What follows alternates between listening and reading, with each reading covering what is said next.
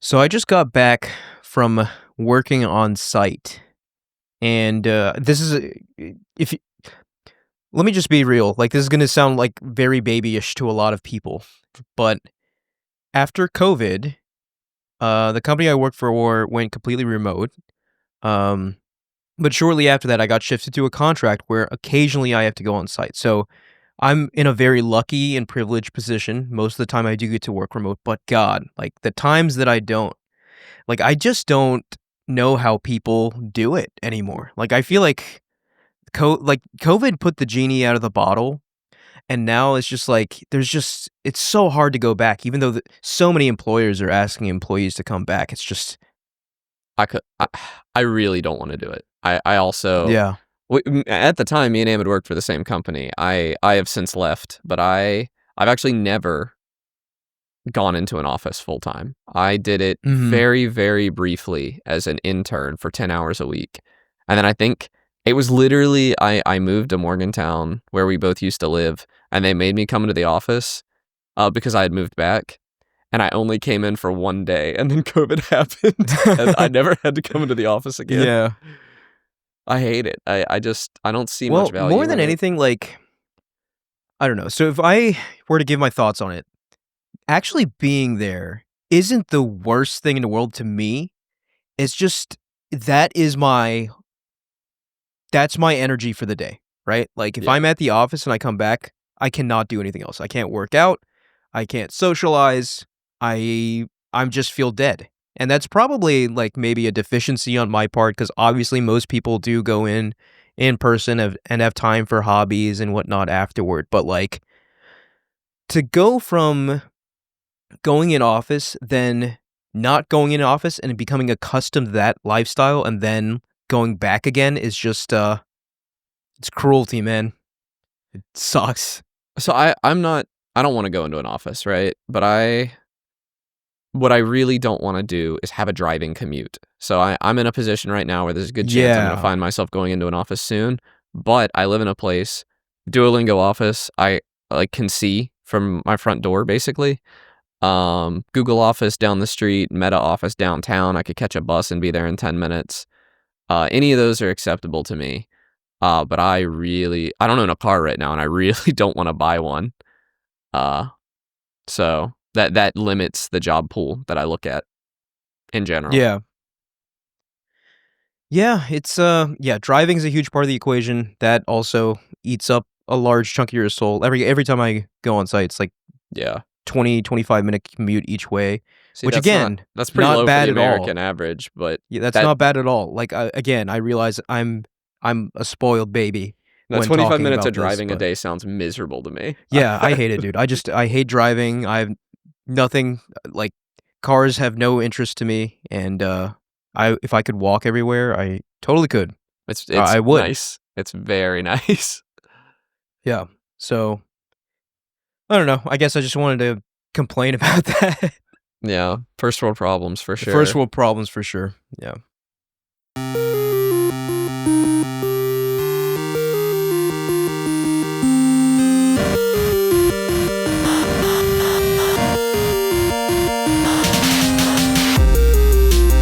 Hey, and welcome back to Game Talk. I'm your host, Emmett Beyond. Today I'm joined by Connor. Hey guys.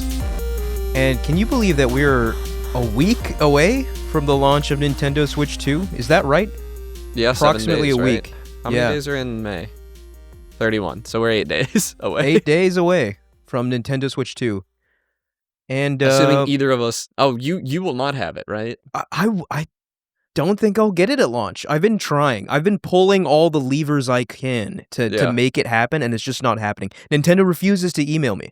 I was literally one of the first, I guarantee you, I was one of the first human beings on Earth Not as signing quick up as for me, that apparently. thing. No, apparently it doesn't matter when you signed up. People are Oh, getting really? selected, like, if you signed up days later or whatever, so there seems to be some sort of random element to it. But they did not guarantee day one delivery. They did not guarantee day one, but... Neither did Target. Delivery. Yeah. Okay. So, so yours, you didn't get yours through Nintendo. You were I offered got mine through one. Target. But I was you did offered not one through take it. Nintendo, but I Yeah. didn't take it because they weren't offering day one delivery. And I already have one through Target that I've... I Okay, guess I so then haven't it paid doesn't for it even yet, matter. but If Nintendo's not offering day one delivery, then I don't really even care. So no, there's no they shot I will be able to play this console at launch, even though I will be receiving it at launch, which yeah, I sucks don't because I won't know. be home. Target has just not like they have not changed any of the shipping information or anything since I ordered. I don't see why I wouldn't have it on release day, but it's saying June 11th, and I will be out of town for that, so I'm gonna have to have my neighbor pick it up for me and hide it. Yeah, that's crazy. So there's a decent chance the time the podcast episode rolls around post Switch 2 launch, we'll have nothing to say because neither of us have played it yet. But I guess we'll see. Nothing to say Um, about Mario Kart anyway. yeah, you seem to be quite on a hater streak for that game, and I'm not I'm quite dour sure on it. why. Yeah, I just because they're charging $80 for it mostly, and it just looks like Yeah, Mario Kart. yeah. I don't know. It's interesting. Like Nintendo's trying to force this new normal. Well, I guess we'll see if they're successful or not. Yeah.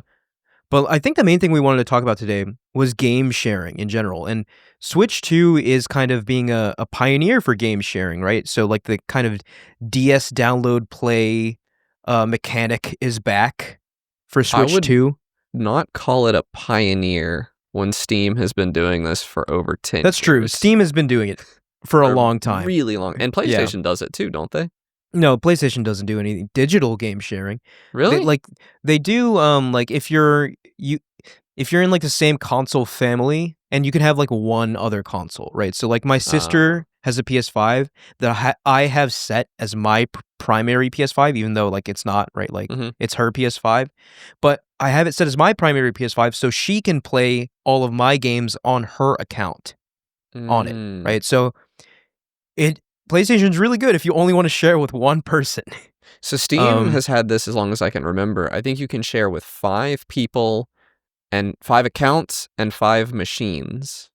that's And incredible. Yeah. you have to sign in, and they've actually changed this recently. That was the old system, and there's a new family system, I think, where you just put your accounts in a family, but you can only change the family, like, once a year or something, so if you But leave a still.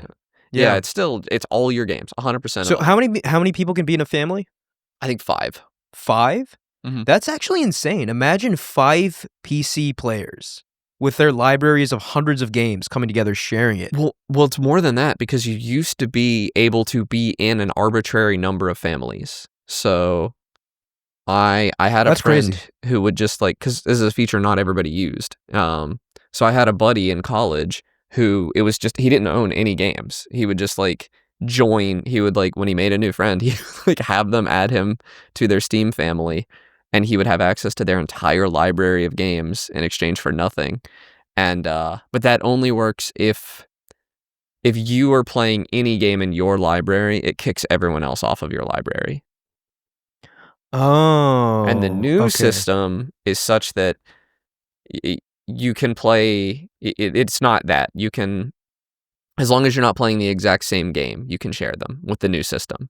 But now you can only be part of one family at a time. Okay, so the only kind of negative is that you cannot play the same game at the same time. Right. And I think Okay. games can opt out of the family sharing, but I can't think of a single instance of a game that does. Yeah, I think obviously that's way better than anything on console, but Yeah, it's the extremely the generous. the plus side to the PlayStation, and I'm talking about PlayStation because that's the one I know, is that like my sister and I can play the same game at the same time, and that's totally fine. But again, like only sharing with one person, that is limiting. Mhm. Um, Extremely. You have 2 so sisters. yeah, well, the youngest one doesn't play video games. But the Right, other but thing if she is, right, did like so she has to sign in. I believe she actually has to sign into my account to download the game onto her console first, and yeah, then she has access to it. So then it is a little janky, right? It's not as smooth as Steam has or what Nintendo is proposing. right. Which Nintendo, so if I understand correctly, you can share a game with someone locally, right? Like so Yes. you can like if you're close to them, you can be like, "Boom, here's my digital game. Now you just have it." Yeah. Um which is cool. I think that Yeah, that I think that's that's huge. that's very cool and definitely like an evolution But you of can't DS play it. download play.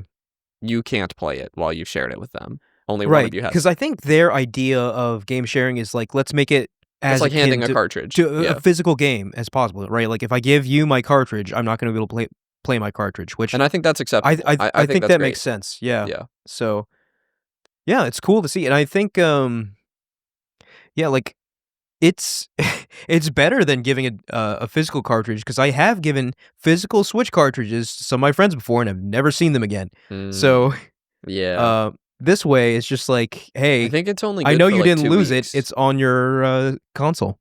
I think it also is only good for, like, 2 weeks, and then it comes back to you or something. I think there's a time. Okay.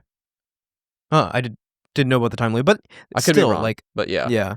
No, I that's mean, I feel like plenty. if you really wanted, if you really wanted a game, you would find a way to get it, used or otherwise. But like for a game that you're interested in checking out, I think this is a perfect feature.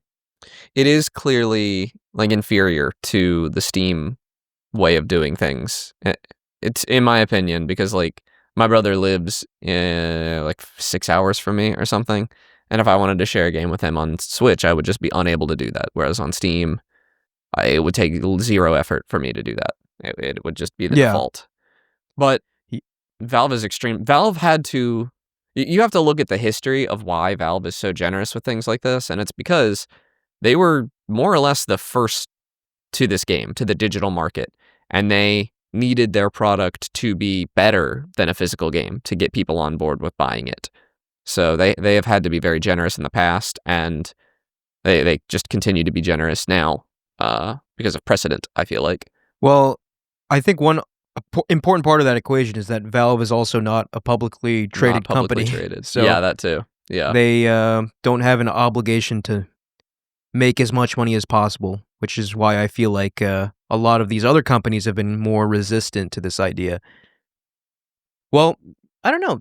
Let's if we turn back the clocks a bit, I'm thinking back to the infamous E3 show where Microsoft spouted out about Dominatrix. their Xbox One and like all the DRM and the restrictions that are now in place and like the always online and like how game sharing would work in that ecosystem, and then Sony goes on stage and just like, here's how game sharing works on PS4, and like But they lied. I one mean, of them just hands the other one a physical game. Sony meaningfully lied that gen because that was the generation where developers started including multiplayer codes that you had to register to your account with their discs. So if you I lent a forgot game about to a those. friend, Yeah, they would not be able to play the multiplayer. So, yeah. it, So not the whole game, not yeah. the, but T- still, like it was a very effective message showing how stupid Microsoft's decisions were at the I do time. want to point out it frequently was not games with good multiplayer doing this either. It was like Uncharted had this, I'm pretty sure. Like, and Uncharted's Uncharted, multiplayer was good. I feel like it's overlooked quite a bit. it was But fine. It yeah, certainly wasn't why you played the game. no, Like, certainly not. No, same, like, yeah, not Uncharted. Assassin's Creed multiplayer but was also good. Assassin's Creed did this as well, but, like, you know, like nobody bought it for that. BioShock multiplayer and like Yeah, why was that even? Mass Effect 3 multiplayer, like these kinds of Was that a thing? tacked on. Yeah, that was a thing. That's Yeah, crazy. yeah, that was a weird time. People were just well, actually, maybe times don't change that much because like it seems like people are chasing a different kind of multiplayer game Yeah, live service nowadays now. with Yeah. a lot more higher financial stakes. But do you have any idea how Xbox does game sharing? I genuinely don't know. I don't, and I can't look it up without messing up our recording. Okay, that's fine. Well, I do. I, I'm inclined to say I don't care because Game Pass exists. yeah, that's honestly quite fair. I don't know anyone that is regularly buying games on Xbox. I don't think. Yeah, especially in that ecosystem, like you kind of just have whatever's on Game Pass at the moment. Yeah. I mean, obviously there's a subset that actually buys certain games too, but like by and Right. large, the Xbox audience has been conditioned to use Game Pass, so they are kind of the outlier.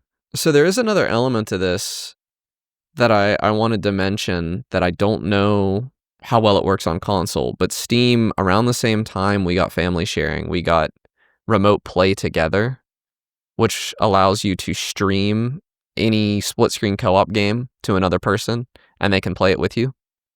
Yeah, that's amazing. I don't think any of the consoles do that. Okay, I thought PlayStation might do that, but that's huge for games like Shovel Knight that has the split screen. And this is something I think Nintendo should be seriously thinking about on the Switch too. I mean, imagine it would fix the multiplayer Smash Bros. Problem. Well, I'm thinking to actually games like Split Fiction, right? It Mhm. Takes Two. Well, not It Takes Two, but Split Fiction, right? Because you only have to have one person that owns the game. Perhaps Right. it has something similar where the person you're playing with, it streams to their machine, maybe? I don't I don't know. know if it would download to their machine without them purchasing it, so I don't know. I haven't played any of yeah. those games. No, but that's really cool. Very, very consumer forward. Mhm. Must be nice. Yeah, it is. The problem is every time I've used it, I haven't used it since I moved to Pittsburgh, and so I was doing it on West Virginia Wi-Fi, which like was wholly inadequate Yeah. for this kind of thing. The download speed was probably fine, but Yeah. Well, it did not work super well. just looping back around to Switch 2 and your tepid anticipation of Mario Kart.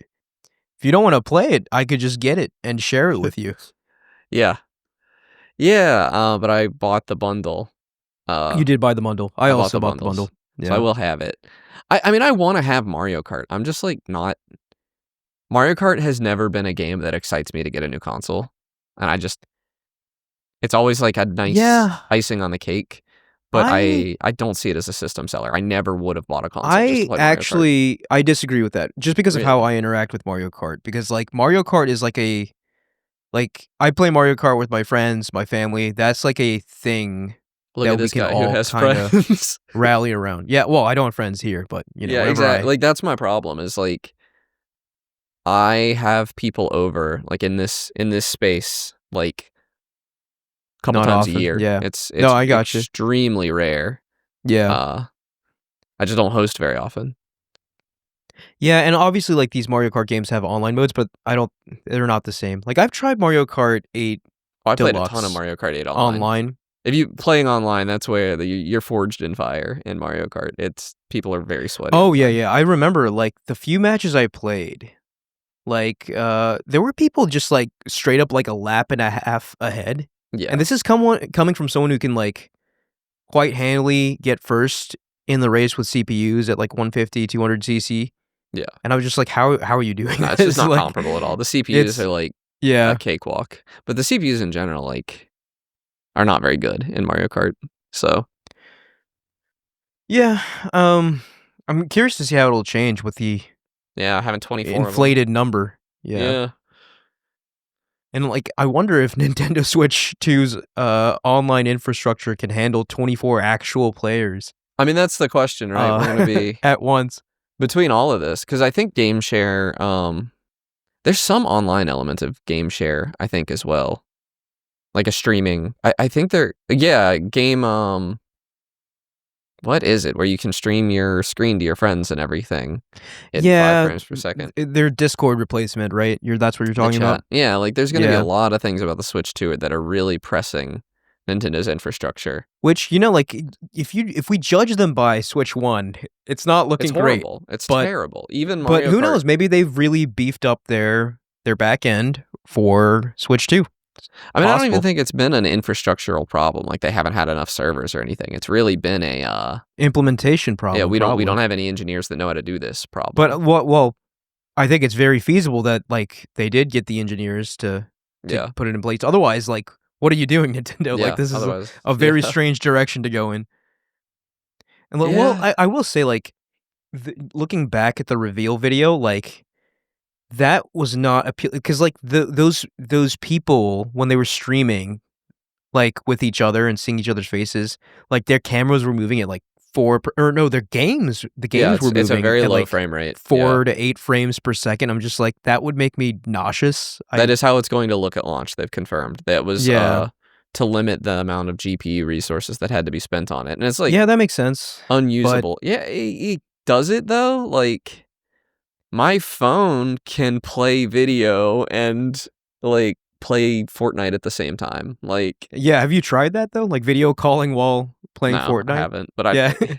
Probably could, though. It sounds like something it should be able to do. yeah. I know it can stream my PC, like, flawlessly, like, with almost 0 latency. So, Yeah.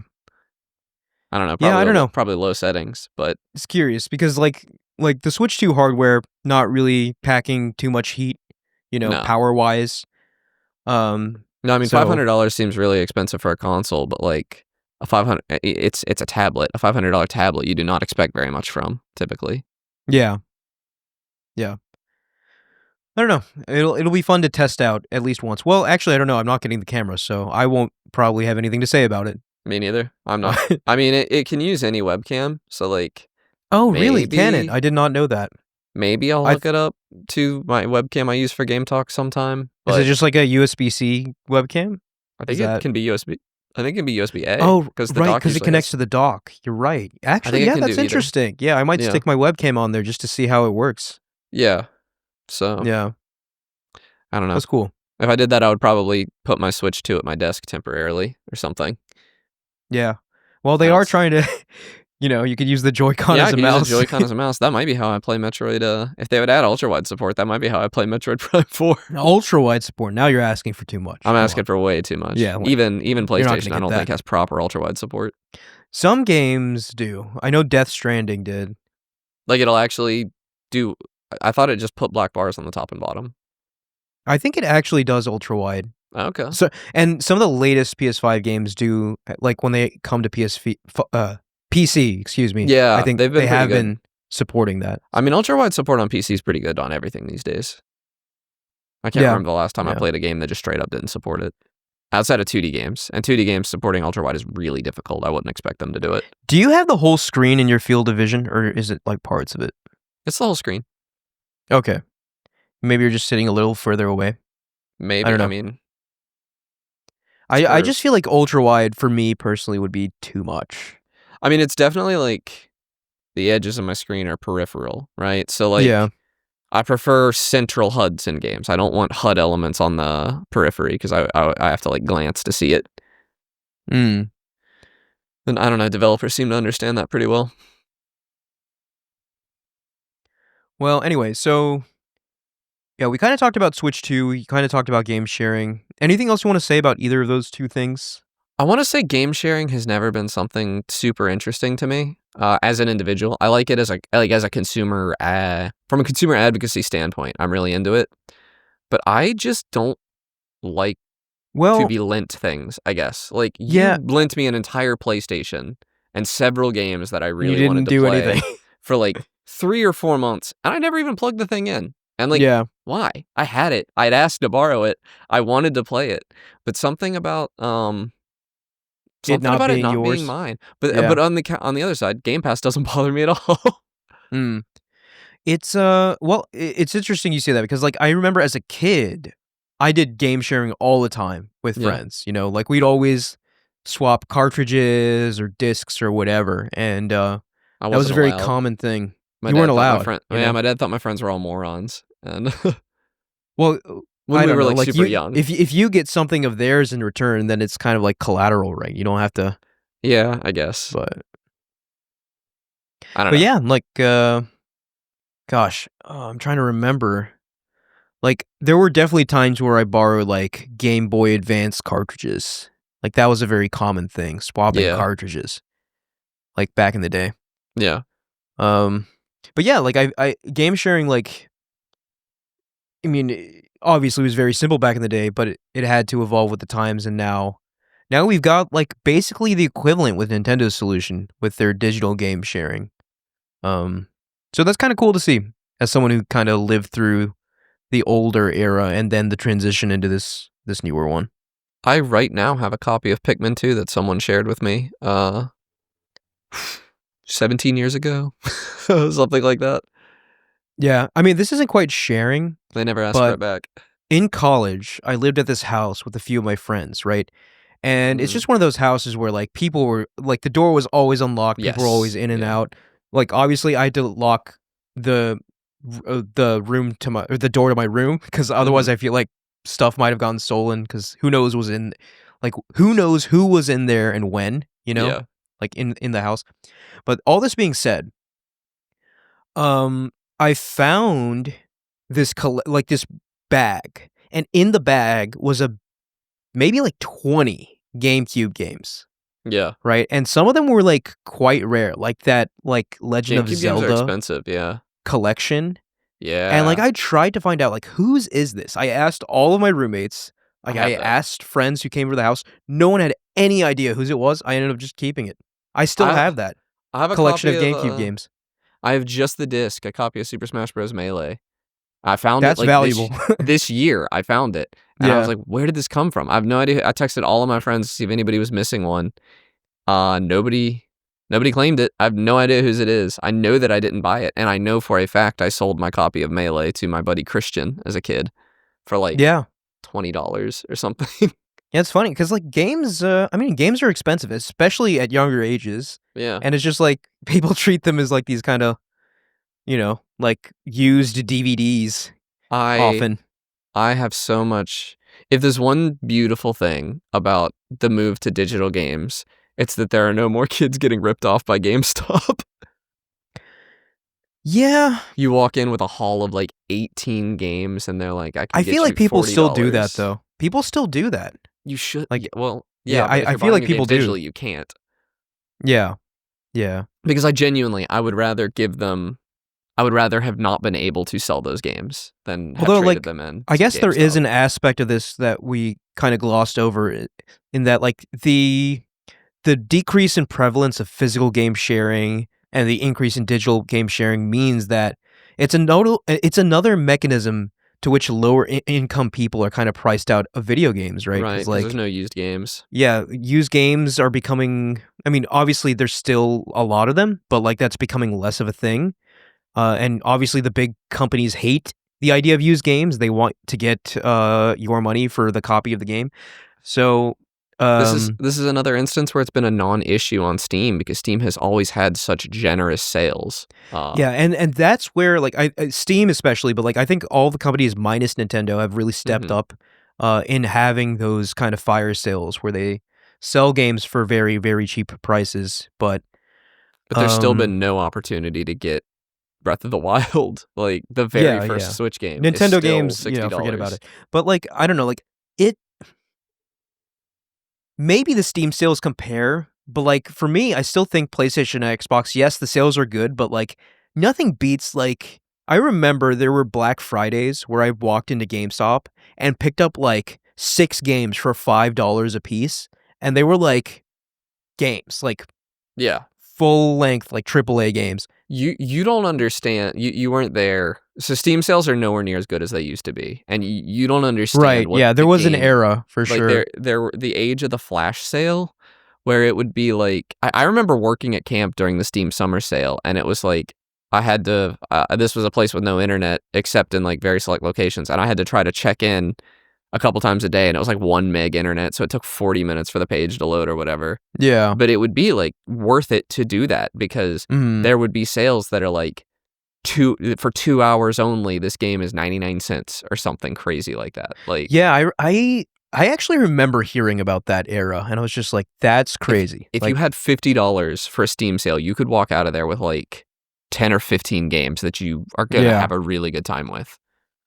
yeah, Like, big AAA games sometimes. and I must say that is an era I missed because, like, I don't know, maybe I'm a sucker, but, like, that almost became like a post-Thanksgiving tradition for me for a few years where I just go with friends to, like, in Charleston, right? Like, Yeah, to Best Buy or and GameStop on Black Friday and just see what we could like, haul, like, see what our yeah. haul is, and then we'd get lots of stuff, I've only done Black Friday lots of used twice, games for and I pretty bought a cheap. TV both times. Yeah, yeah. I've never done, I've never been to GameStop on Black Friday. I was never, I don't know. I avoided GameStop at all costs basically my entire life. I've always kinda hated them. Yeah, yeah. Younger me was definitely I never did, like, their trade-in programs or anything, but, like, I'd Right. always, like if I was driving by a GameStop or, like, my parents were in the area taking me somewhere, I would just like, "Hey, can I stop in GameStop?" Like, even if I didn't get anything, I just like looking at the games, Yeah. especially, like, because way back in the day, I, like, didn't know, like, I didn't know every game that was coming out, like, this wasn't news that I followed very closely, so I'd find out by actually just going to the store and looking at the games, so During the amiibo craze, I was dating a girl who really liked amiibos, so every time we drove past a GameStop, we would go in, and it was a very cheap way to keep your girlfriend happy if they had Yeah. an in-stock amiibo that she wanted. Amiibos were only expensive secondhand. They were pretty Yeah, affordable. that's, new. I don't know. I never got the whole amiibo thing, but I don't have not any for of them me. now. She had like 18 of them, I think. Something Yeah. like that. Like a ridiculous number. She had shelves and shelves of them. Uh, what was the Smash things were amiibos, right? Like the Yeah. Smash figurines. Were there other like non-Smash amiibos too? Yeah, there Like were. There was Yarn okay, yeah. Yoshi, which was a bit. That was one I had to go to a few different stores to get. There was Wolf Link. They were just doing. There was Builder Mario, I think. I Yeah. think they did a Toad one. Like they were just a lot of amiibos. Even the Smash ones had effects in other games. Like every amiibo did something in Mario Maker 1. I think it would give you a Oh, that's costume. cool. Yeah. Yeah, they were a decent product. They're kind of just e-waste, arguably though. It's just a lot of They plastic. definitely are, yeah. Yeah. So Yeah. especially like games that had features locked behind amiibo are horrible for games preservation. Yeah, I remember that was a thing for quite a while Yeah. on Nintendo Switch. Yeah. I think on Shovel Knight on the Wii U, I think co-op was locked behind an amiibo. If you didn't have the Shovel Knight amiibo, you could not play co-op. Which on PC you could just do. Yeah. It was kind of crazy. Yeah, I don't know. Console gaming, like they always find some ways to They nickel and dime you guys to hell and back. Yeah. It's crazy. Well, back in the day we had the physical used games to kind of fight back against that, but that's a losing to fight. get your 25 cents from GameStop. Well, yeah. If you're selling your games, yes, I agree with you. But if Yeah. you're buying games, right? Yeah, like you could get good there's deals, yeah. certainly a lot of people out there who even back in the day never bought a new game because like physical used games were such a And they did the same valued thing. Yeah. commodity for people. There is another element to this that I guess we should probably mention. If we do move away from physical games, right now, any game I want to play on Switch, I can check out from the Pittsburgh Library, the Carnegie Library. Yeah. Any of the major games. They probably don't have some of the smaller niche stuff, but any of them I can get a cartridge I can check out. Will they be able to somehow adapt to digital game sharing so that I could take my Switch 2 to the library and check out a game that way and have it digitally for my 2 weeks or whatever? Yeah, I mean, I ultimately feel like they have to. I do think physical games, they're going to be around for a while yet, but they are on the way out. But I think which is unfortunate. The major players would rather you not be able to check out a game from the library. Oh, absolutely, yeah. They want you to buy that from them because they get no money. Yeah. Nobody's getting any money from me checking. Well, I guess I don't know how libraries work. I don't know if they license things differently. I don't really know. Yeah. I just know they're a good service. Library. Go to your local library. Yeah. Yeah, the first time I found out you could get video games at your library, my mind was kind of blown. I was just like, Yeah. No, if you're willing to wait a couple months so that the hype dies down a little, it's like cracked. It's the only way I would ever play PlayStation games now. Like I'm not paying for you're not buying a console for it. Well, if I did buy a PS5, it would be so that I could watch Blu-rays and play games that I check out from the library. I would not buy any games. Yeah. Because I would just wait for the PC port that's going to be better in every way. Well, not the way they're porting them lately, but well, once you wait 8 months to a year after the port comes out. After you wait 8 months to a year for the PC port, yeah. I'll have already played it because I'll have checked out the game from the library. Yeah. I won't be in any rush. Okay, so yeah, I think that went in some interesting directions with used games and everything. But do we have any final thoughts on game sharing before we proceed? No. All right. I'll go ahead and talk about what I'm going to talk about first. I'm playing Clair Obscur Expedition 33. I haven't played too many video games. This past week I went to a wedding and I want to update. I beat that boss I was stuck on. Nice. Very good. I followed your advice and used the Lumina whatevers. And that made it easier. Critical. I didn't beat it first try after that. I think it was second or third try after that. But it was like the difference in my damage output was measurable in like screen inches per attack. Oh yeah. You were straight up ignoring like a major mechanic in the game, which like he kept healing And once I was using these mechanics, he never got the chance to heal. I just killed him too fast. Yeah. Alright, so that's good that Yeah. you've got that figured out. I'm cracked now. But yeah, so last week I talked about how I finished the game, right? Like, and I gushed about it. It's amazing. This week it was a lot of cleanup, right? So like I said last week, after you beat the game, you can reload your save and just run around the world and do stuff, right? And there's a lot to do in this game, like a lot of end game level activities, which I appreciate, and I think that's the hallmark of a lot of good quality RPGs is that, like, yeah, you have the main game, but there are like these significant end game challenges for people who are willing to seek them out. And this game is no different. This game absolutely has those. There are, I think, a few, at least no, I think at least 3, like, end game level bosses, um, and, it was a lot of fun, like, seeking them out and, like, just exploring the world and finding areas that I previously could not enter because, like, even at like, as you enter the end game of Clair Obscur Expedition 33, and don't worry, I'm not going to spoil anything, but there are certain areas you go into and, like, an enemy just, like, wipes your entire team in one shot, like a normal enemy. I'm Yeah. just like, "Okay, I'm clearly not supposed to be here yet." And Clair Obscur doesn't really tell you that, right? Like, and I kinda like that, right? So you just kinda have to poke around and explore, and if you encounter, like, a normal enemy that just completely obliterates you, that's your kinda cue to leave, Yeah. and come Yeah. back later.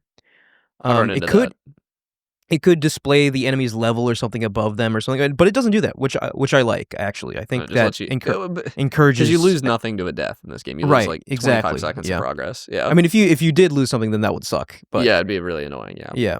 But, like, by the end of the game, right, like, so I'm approaching max level now, Is it, like, so I can 99 or yeah, it's 99. 'Kay. So all my characters are around level 90. And I can comfortably go everywhere now, right? Like, there are still definitely some end game areas where, like, the the monsters are, like, an actual challenge, like, it never becomes just like, "Okay, click a button and, like, destroy everything," unless you build your characters that way, which I've seen some crazy builds online where you can absolutely build your characters to just become machines that mow everything down. I Yeah. decided not to go down that route, or not, at least not yet. Like, it'd be fun to maybe try it out after I beat the game, because I wanna, like, build the characters myself, right? Like, if I had Right. discovered, like, a broken build like that myself, maybe I would've Exactly. I done hate it, but following a build guide in any yeah, game yeah, I 'cause don't that's wanna follow a build guide, yeah. it's half the game. So yeah, but, like, and especially in a game like this, there's a lot of room for experimentation, as you've seen now, Connor, with the Pictos and combining them with the Luminas and, like, the different weapons that give you different effects, Yeah. especially as you level the weapons up, they give you additional effects. That all plays into, like, how the characters, and plus, every character has so many different skills that you can equip, and then you have to choose very wisely, right? Because you get, like, I think Yeah. 6 skill 6. slots, which seems like a lot at the beginning, but, like, very quickly, you're like, "Oh, I have to make very serious decisions about how I want this character to Now play." with a well-built character, you have an order of operations. You know exactly what order you're gonna use these skills in, basically in every single fight, at least at the level of the game I'm at. There's not Yeah, I think, that works for a while and for certain characters, but other characters, I feel like it gets a little more complicated as things Minoko is a progress. little bit of a he throws a wrench in Monoka's things. crazy, yeah, like, Yeah. he's probably one of the more complicated characters because he has so many Yeah. skills, compared to everyone else, and, like, they all do like, wildly varied things, right? Like, you could build him to be completely support if you wanted to, right? Like, just buffing everyone and debuffing the enemies and That's what I that have sort of my L thing, doing right now.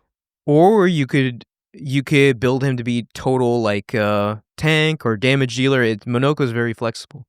Yeah. That's crazy that you have Mael as support. She's like Well, my she's both support and my highest DPS right yeah, now. she's just disgustingly Her broken. She's her so good. first yeah, her first 2 Yeah. actions in every fight are to buff attack and defense of everyone in the party, and Okay, yeah. including herself, and then that puts her in, like, offensive stance, and then I can burn the enemy, and then I can do double damage for the rest of the fight or whatever, like, yeah. Yeah.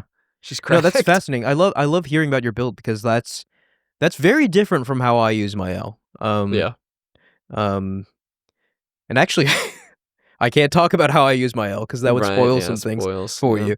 I Yeah, keep yeah, go ahead. I just realized I forgot gradient attacks exist. I probably could have finished that boss, like, way sooner if I remembered Oh, about yeah, yeah, gradient attacks. I there's totally a lot forgot of to use them. mechanics to remember. Yeah, Yeah. yeah. And especially, like, the gradient attacks, there are ways to ensure you build up that meter faster later on, like, there are Yeah, that makes sense. things you can do to It's do a that. lot to remember when you're playing multiple games at Yeah. once. I still haven't finished Doom. I still haven't finished Clair Oh, you still Obscur. haven't okay, so you just straight up didn't play many video games this No, I week. haven't had time. I was, out of town for a wedding. Oh, so was I, yeah, yeah. Yeah, Okay, yeah, we talked about that last time. yeah. But anyways, yeah, Clair Obscur, it's great, mechanics are great, we'll probably talk about it again when Connor finishes it, but the reason I wanted to bring it up today, so I mentioned the end game bosses, right? And they're quite challenging, right? But there is one boss that is so much more difficult than literally everything else in the game. It's like it's from a different video game, straight up. It's absurd how difficult this boss is, to the extent to where I would say that beating this guy is one of the most difficult things I've done in a video game period, and it's right up there alongside of like fighting Radon in Shadow of the Erd Tree or Melania in Elden Ring. It's that hard. Like and and I was like looking up like some tips because like I was just like, this is ridiculous. How Like, it is was anyone impossible. supposed to do Yeah. this? And people were just like, oh, just do this, this, this, this, and this. If you build your character this way, boom, you can one shot him. And I'm like, I don't want to do that. Yeah, one There's like shot, no yeah. chance I want to do that. So, and I was, because like I was on Reddit and stuff. Everyone was just saying, just one shot him. It's not worth the time. It's not worth the time. I was like, huh, this is a very serious thing that almost no one attempted because it was just demanding too much, right? So, for context, and I will avoid names and everything, but I'm just going to tell you the mechanics of the fight, right? So the fight starts, and it's a very powerful guy. So we're like enemy, and I mentioned all my characters are around level 90, right? He can one tap almost everyone. But you can Straight up. you can block any attack in this game. Yeah, if you're good, yeah, you Yeah, can so all you have counter. to do is Yeah, be cracked. Yeah. yeah, that was my logic, right? But yes, so you can block, you can dodge, right? He also has a mechanic where like every time you generate a shield, he absorbs it. So you Oh, can't have no. shields on during this fight. I didn't know you And could generate shields. oh, come on, Connor. Yeah. Um I knew about shell, but that's, like, not no. shields. You can actually have shields That's crazy. This where that game. which tank an entire hit for you. Yeah, Yeah. completely. Yeah. Yeah. Um but like Should I have again, known about that? Like, I think you should probably know about it by now, but oh, that's crazy, man. but I I'm mean you'll really definitely bad see at it these. later on. I'm terrible at these games. Yeah, I you're knew the not an enemies could RPG have guy, which is shields. fine. Yeah. Yeah. Um But yeah, so and another mechanic he has, every time he attacks, like right before he plays his turn, he sets one of your 3 party members' health to 1, right? So if he Well, that's chooses fine to as long as you're pairing all the attacks, exactly, it doesn't matter. if he attacks that one, right, like if you mess up once, boom, you're dead. You know, like it's just like, You just don't mess up. It's um, easy. yeah, yeah, don't mess up, right? That's actually what I had to learn to do, and I started my attempts yesterday. I will say I'm very proud that I beat him in one day. It did take like 4 to 5 hours of intense focus. I was It was a full-time job. and I was exhausted at the end. I was worn out. And it did like when I finished it, it did elicit another like yes, you know, like a Yeah. victorious cry from me. But okay, so just talking about this boss, right? So everything I just described is phase 1. That's great. That's So crazy. they literally just took a From Software boss and stuck it in this game. Is it only 2 Um, phases? Well, well, okay. Devious. So here's the go. Here's what it is, right? So phase 1, it took me maybe 10 minutes to learn. It's not bad at all. And the attack patterns, like yes, the attacks are devastating, but they're very learnable. Phase 2, throw all of that out of the window. What this thing becomes in phase 2, like some of the attack strings are just insane, right? Like imagine very fast, irregular attacks, right? Yeah. And you're just like parry, parry, parry, parry, parry, parry, parry, parry, parry, parry, parry, parry, and I'm just like, if you mess up any of those, you're just dead. Like Yeah. it's. And I was just like, this is a level that they're demanding out of you that has not been present anywhere else in this game. Like straight up, this boss is orders of magnitude more difficult than everything else in this game. All right, so all that being said, right, and plus he has attacks where like obvious, and he has no gradient attacks, by the way, because those are too easy Those to are too parry, easy to right? block. Probably no Yeah, jump attacks either. he has one jump attack that he mixes into a combo. Oh my god, because those are easy. Yeah. Yeah, so, but again, like I could have cheesed this guy. I didn't though. I feel like most people did cheese him because otherwise it literally is hours of just conditioning your muscle memory to be able to react to this guy, right? He's a Sekiro So boss. Yeah. he is a straight up very accurate, actually, Connor. That's the perfect way to put it. He is a Yeah. Sekiro boss, 100%. Because if you're not parrying, you're not going to beat this guy. Yeah. Because like, spoiler alert, right? I have built, let's say, one of my characters. Can I say Verso? Verso's not a spoiler, right? Yeah, He's Versus kind of a not spoiler. He's pretty early. I have built Verso to be a machine that starts at S rank, right? You know what that means, right? Yeah. How did okay, well, There's I'll a get there. weapon. Yeah. There's a weapon that lets him start at S rank. It's cracked.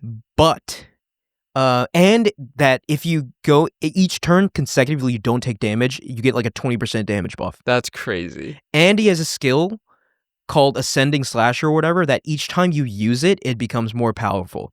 So basically, my strategy was just keep Verso alive and untouched as long as possible, because then I can stack on the damage really fast. Yeah. And using this Verso strategy, I could get through phase 1. I could get through phase 1 hitless, no problem. Yeah. By the time I was like a couple hours into the night, 3 hours into the night, I could still maybe get down an eighth of his health bar in phase 2. That's how difficult it was. That's how difficult it was. Is And it like even a with cutscene Verso, phase 2 where Verso is starting over for phase 2? what do you mean? Oh, yes, it is. Like, so all your That's damage buffs get frustrating, reset. Yeah. And plus, it's a lot harder to dodge and avoid his attacks in phase 2. So like, Yeah. and keep in mind, like, I didn't even talk about like what it went into the build for this, right? I have all the best Luminas I could find, like Yeah. all the highest level Pictos I could find. I have a Lumina that makes everyone revive once in battle if they fall, and that helped a lot, right? That's Like, because I really basically good. had a second chance for everyone. Because without that, I don't know if I would have been able to do this straight up.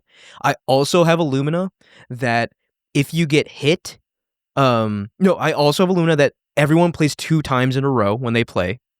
That's crazy, right? Yeah, that's huge. That's Look at all these just double damage. even with all these advantages, it was this difficult. All right, That's I'm telling crazy. you. And I also had a Lumina that after you play, if you don't get hurt, you heal back to full health. So I have crazy Luminas, dude. I'm telling you, I have like some of the best Crazy. Luminas in the game, and it was still insanely hard. So yes, phase 2, insane attack strings, because like this guy's whole deal is that he has a sword, right? And in phase 2, he has new attacks, yes, but his existing attacks from phase 1, if he swings once, a phantom sword will swing again immediately afterward. So basically, every attack string that you learned, you have to like double. Right? Well, yeah, to block. It becomes a rhythm game. Like It basically does. Yeah, like yeah. it's very hard, dude. Yeah. It was very hard. But after several hours of trying nonstop, right? Like I didn't eat, didn't use the bathroom. I was like so dialed in. I was just like, I have to beat you. I got him down to like a 1/3 health. Yeah. And then he just auto kills everyone on the screen. So and what I there's a learned, timer? no, what I learned is that once he gets below a certain threshold, he will auto kill everyone, and you have to send in your reserve team. So so you can't wipe at all until you get to that point. Otherwise, you just lose.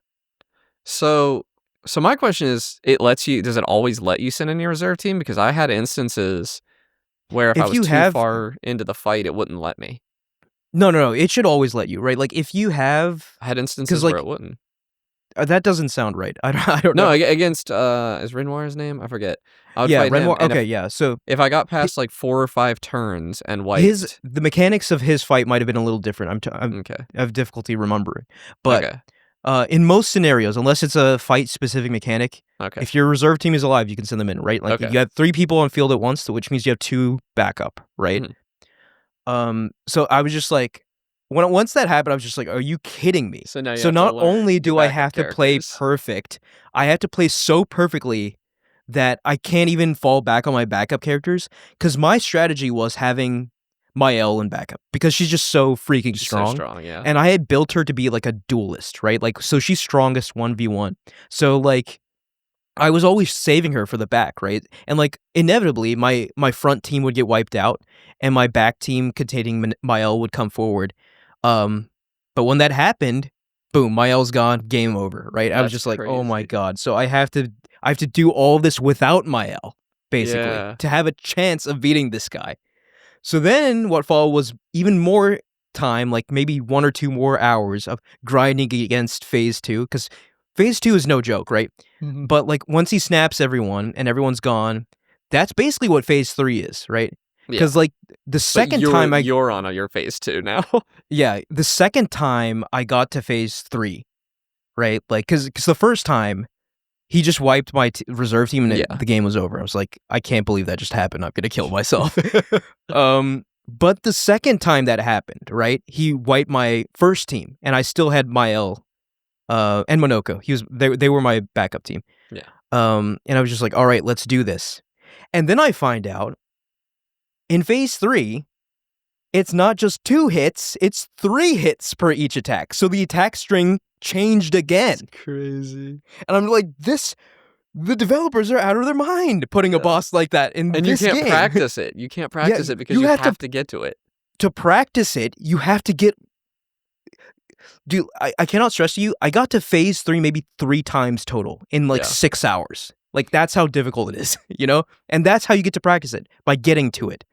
But luckily, and I tested this out afterwards by, like, just fighting random enemies, fighting this guy made my parrying and reaction time just absolutely cracked. Oh, yeah. Like, even patterns I don't recognize, I'm pretty good at just boom, boom, boom, boom, parrying now.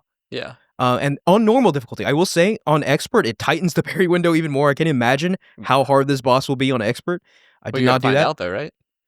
I might. Yeah, I might.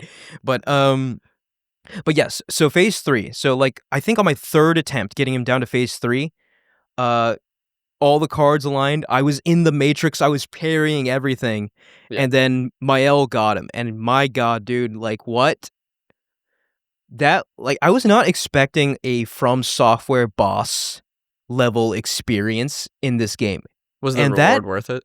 Or was it just the intrinsic, well, for me, it was the intrinsic thing of beating it. You do get a crazy reward, though, but, okay. like, the reward you get it's funny because, like, this ostensibly is the last thing most people will do in this game. So, like, what good is the reward, right? Well, I was Like, hoping it'd be story. Like, you get story and, like, actual rewards too. okay.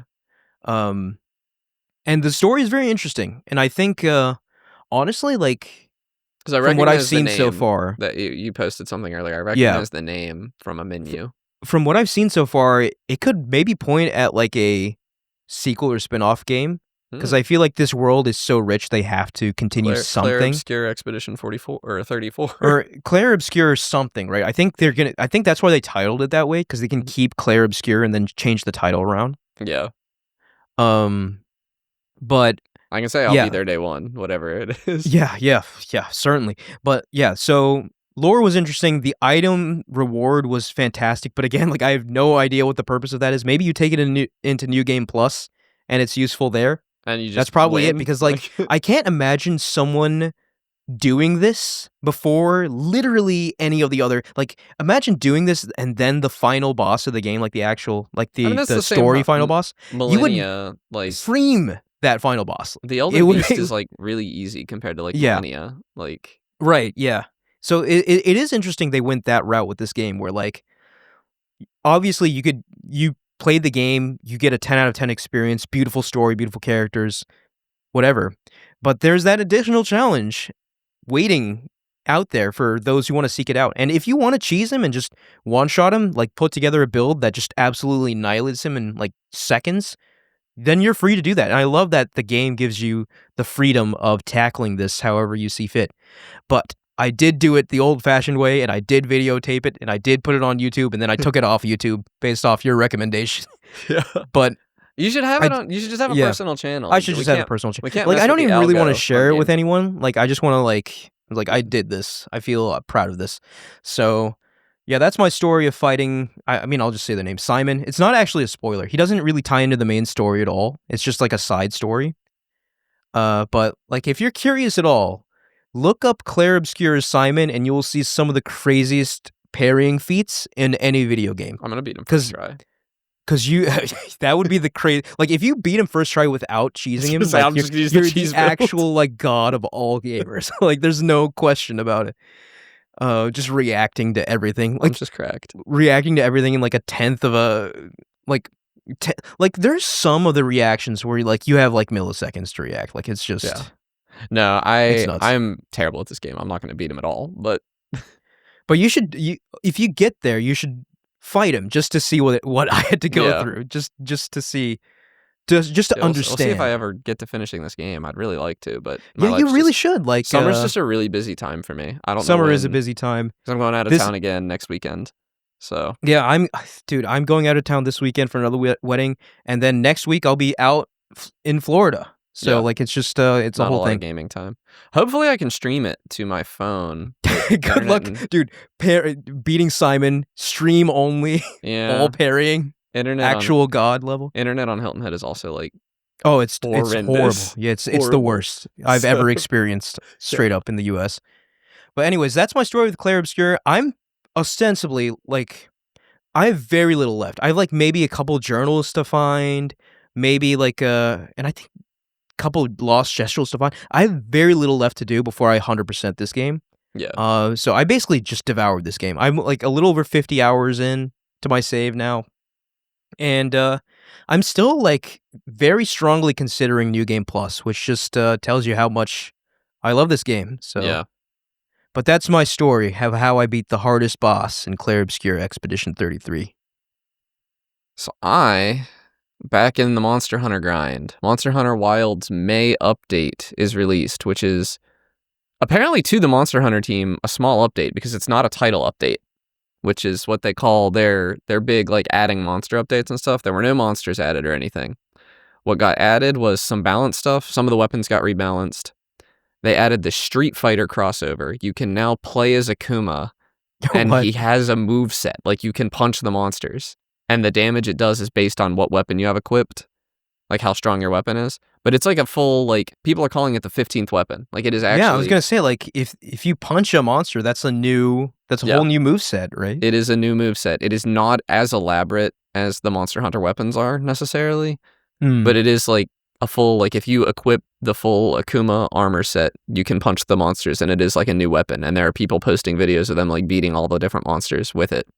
But the major addition for me, and this is something I was really excited for, and I was wrong about how they implemented it. They added 8-star tempered versions of all of the Apex monsters. So... Dude, that's crazy. I thought you said 8-star tempered versions, and I was like, what are you talking about? Versions. Yeah. And I say add specifically because last week I mentioned this, and I thought they were removing the old version.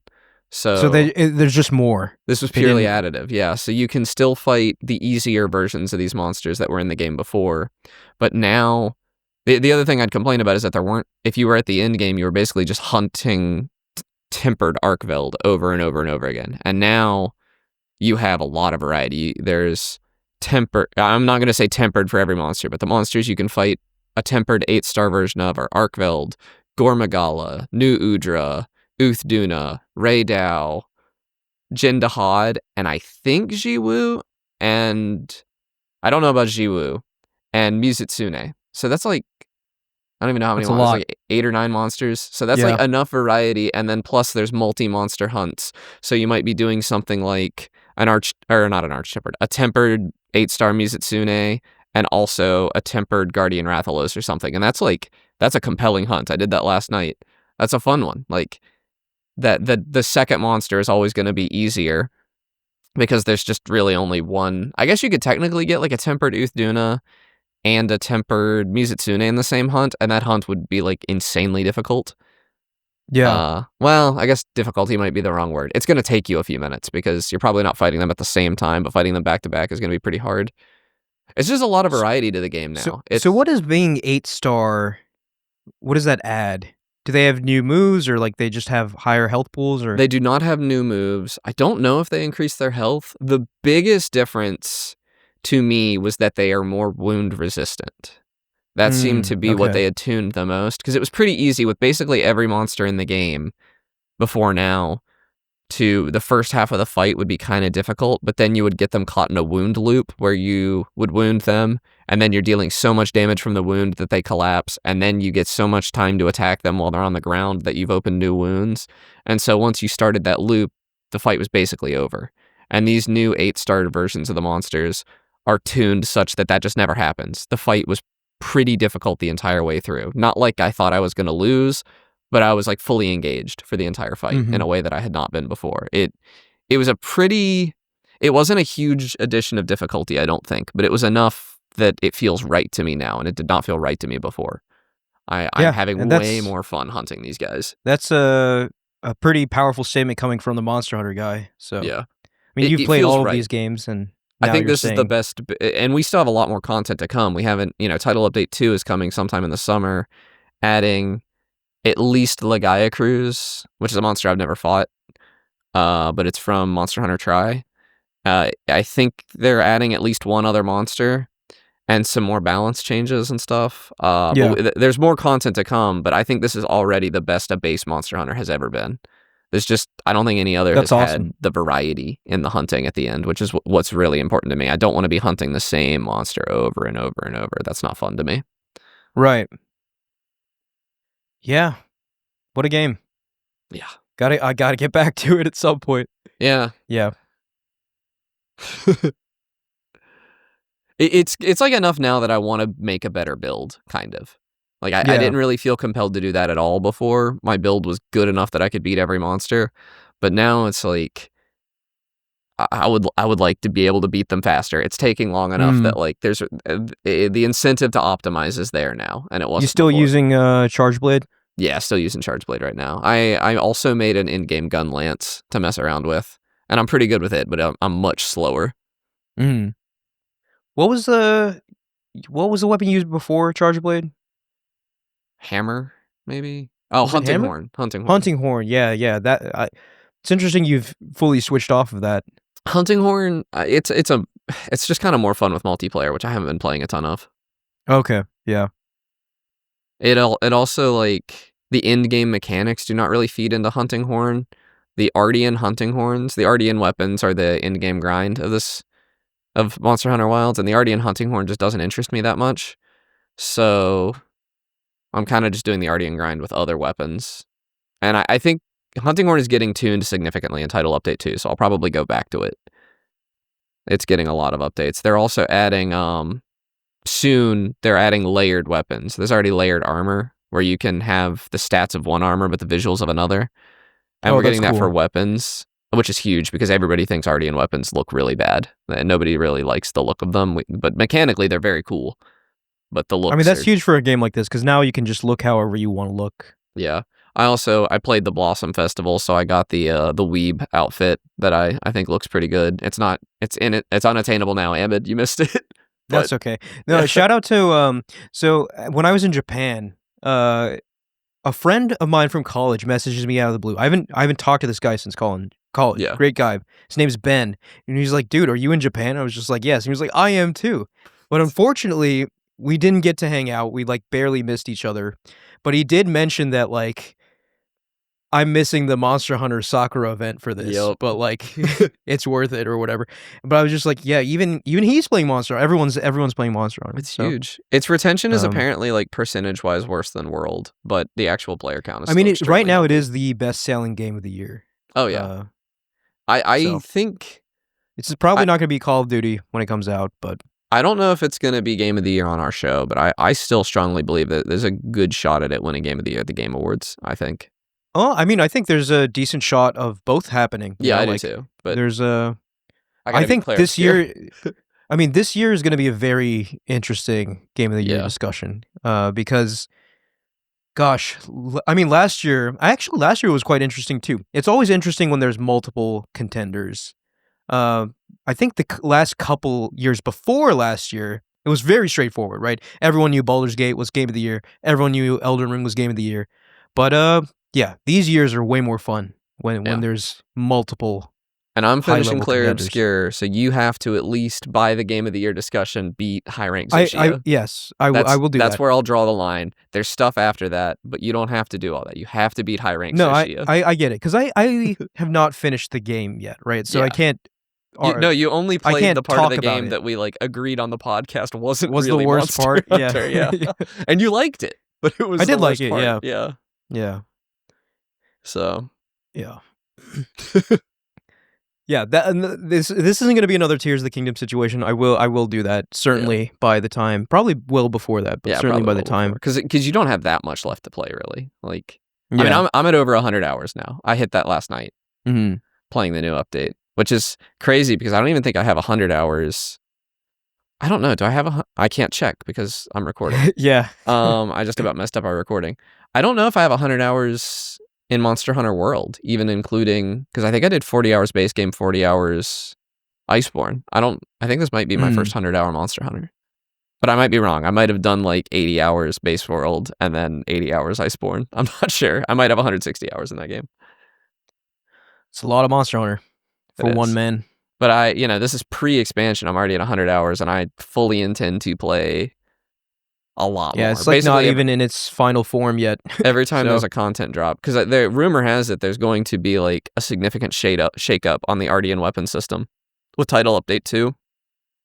And some shake-ups to how armor skills work so that you can fit more skills onto a set, which I think will be really interesting. Just reasons to jump back in. I mean, I just become more powerful. Yeah, right? All I'm really looking for, they just have to keep giving me reasons. I don't even really need new monsters right now. I just need an excuse to hunt them over and over and over again. Because right now I'm kind of getting nothing out of it. I just enjoy it. There's the little bit of dopamine when they show you what you got at the end. When of the they hunt. Writhe in pain. Yeah, but when they succumb to your blows. I don't have an item that I'm trying to get or anything. So just adding some super rare RNG item or some crazy grind that I can work towards.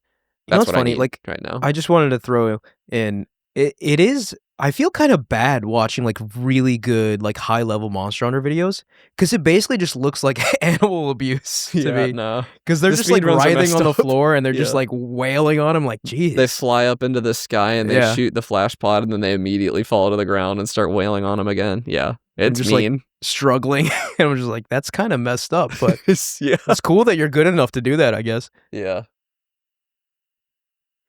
They're monsters, Ahmed. You don't have to feel bad. Yeah, they're monsters, right? They're not animals. They're monsters. Yeah. Actually, I don't think they have animals in Monster Hunter. I think they call animals small monsters. Oh, okay. Yeah, I get what you're saying. Yeah. Yeah. So they don't have the word animal in their language. So in the game. They are animals then. They are just big animals. Yeah. They just hunt for sport. All taste the same to me. Yeah. All right. Anything else, Connor? Nah. Nope. Haven't had any time. All right. I'm gonna go. Probably lay down. I don't know. You gotta looping back to the beginning. Looping back to the beginning. Going to the office just sucks the soul right out of me. So I have to go make dinner. I ran my dishwasher earlier and I opened it up to cook dinner before the podcast, and the soap packet, I used a little pod and it hadn't dissolved, so there's just no soap. It's wild to me that my first thought was you cook dinner in the dishwasher. Dude, I saw a recipe to make spaghetti. I know you can. People. I'm not gonna do it, but you can apparently. Right, the temperature and the actual Well, anyway, and my new garbage disposal didn't leak or kill me when I ran my dishwasher. Well, yeah, just be careful with that. Yeah, probably have someone look at that at some point. But what am I made of money? Well, not anymore. No. All right. Thank you all for listening. You can follow us at Podcast Game Talk on Instagram, TikTok, YouTube, and Blue Sky. Please rate and review us on Spotify, Apple Podcasts, SoundCloud, or any other podcast services you use. And click the link in the description to join our Discord and talk to us there. Thanks, Connor. See you next week. See you next week. Maybe. Bye.